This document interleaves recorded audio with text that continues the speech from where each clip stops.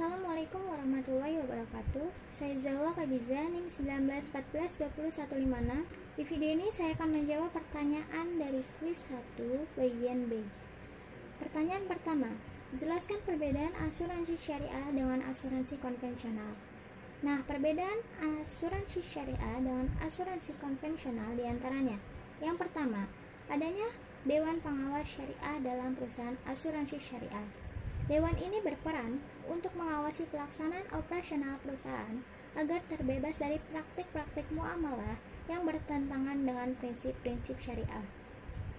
Yang kedua, prinsip asuransi syariah berdasarkan pada tolong-menolong, sedangkan asuransi konvensional berdasarkan jual-beli.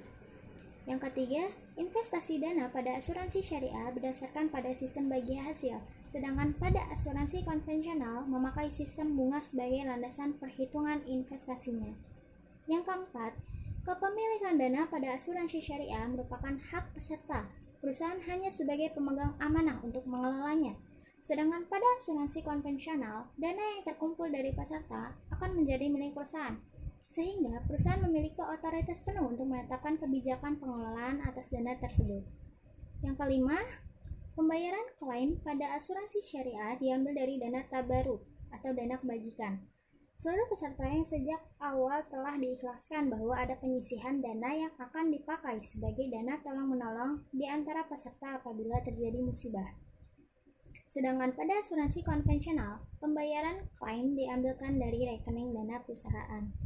Yang keenam, pembagian keuntungan pada asuransi syariah dibagi antara perusahaan dengan peserta sesuai prinsip bagi hasil, tentunya dengan proporsi yang telah ditentukan. Sedangkan pada asuransi konvensional, seluruh keuntungan akan menjadi hak milik perusahaan. Pertanyaan kedua, berikan pendapat menurut pribadi kalian masing-masing, apakah Badan Penyelenggara Jaminan Sosial atau BPJS Kesehatan menjalankan prinsip secara syariah Islam? Nah, menurut saya, Badan Penyelenggara Jaminan Sosial Kesehatan tidak menjalankan prinsipnya secara syariah Islam.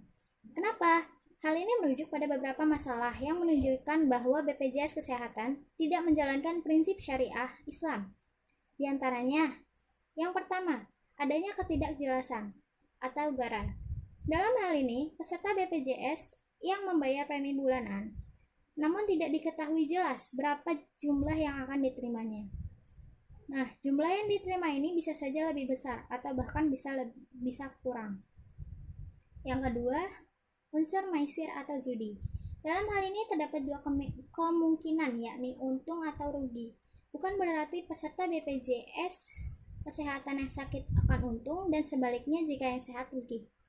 Namun, dalam perhitungan keuangan, apabila peserta sakit, maka peserta tersebut bisa saja mendapatkan klaim yang lebih besar dari premi yang dibayarkannya, sehingga muncullah unsur maisir ini. Yang ketiga, adanya unsur riba. Unsur riba ini terjadi apabila klaim yang diterima peserta BPJS lebih besar dari premi yang dibayarkannya.